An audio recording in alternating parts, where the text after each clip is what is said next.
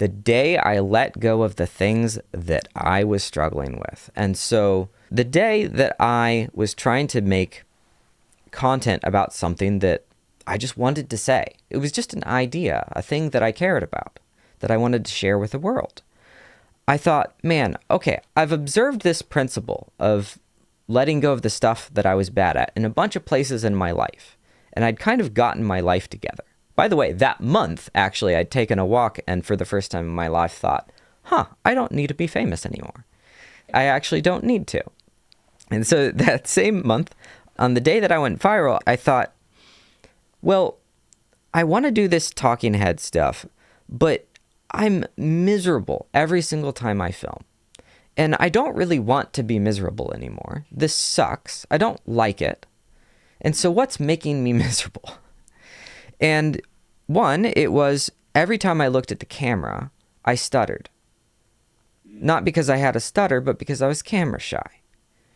And I just had this extreme level of terror looking at the camera. It wasn't something that I could, drill and rep myself out of. This is something that I tried to fix for many, many years.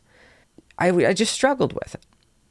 And I was a person who was really good at getting good at stuff. This was just a thing that I wasn't overcoming. And I'd been bashing my head against it. And the other was, well, man, I keep trying to memorize scripts. And I always forget them. And I don't want to do it off the cuff because I get camera shy and I stutter.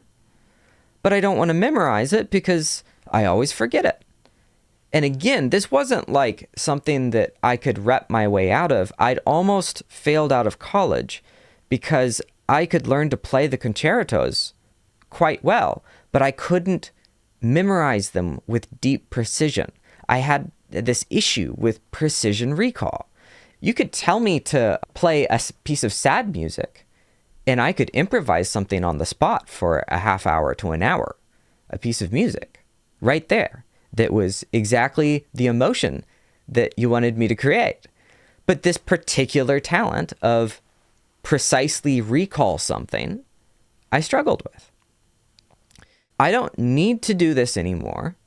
I've changed paths in my life so that my life is working even though I'm not a famous rock star.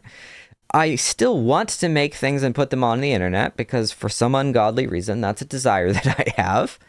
You can't get the artist out of the artist. And I said, well, what would happen if I didn't look at the camera and I didn't memorize a script? And so I wrote down the thing that I wanted to say, turned to the side, and read it off like a zombie, and recorded me reading it. And then I posted it, and it went viral immediately. To be clear, there were two other things that went viral in my life before this point. One was a year or so before where I recorded a duet of me playing Sweet Home Alabama on the violin with Cara Delevingne, the model, as she was playing it behind her back. So I found a video of her playing Sweet Home Alabama behind her back, and it was ridiculous. And it's the easiest song ever. And so I just, tossed that out there, and that went viral. And the other one was of me, if anybody knows Diplo, he's the genius behind a lot of Justin Bieber's biggest album, and he's created all sorts of hits himself. I photoshopped a photo of him.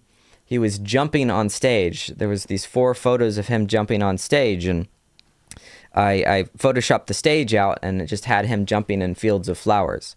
And he retweeted this, and I was in college when this happened, and it went very viral. And I thought, man, I've just been struggling, suffering all the way through college, trying to make all this amazing stuff, and I just made more people smile with this random Photoshop thing that I did than all of my hard work.